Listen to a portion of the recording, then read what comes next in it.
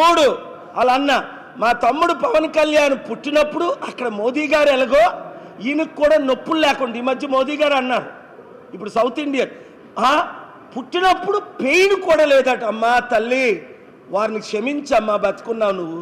ఆ పవన్ కళ్యాణ్ని నాగబాబుని నొప్పులు లేకుండా ప్రపంచంలో ఒక్కడైనా పుడతాడా?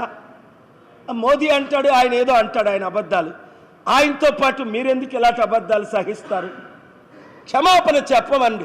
తల్లిని దూషించడం కాదా నొప్పులు లేకుండా పుట్టారంటే? ఎంతో నవమాసాలు మోసి శరీరాన్ని ఇంకా నేను చెప్పలేను ఆ విషయాలు. ఎంత పెయిన్ ఉంటుందండి ప్రెగ్నెన్సీలో.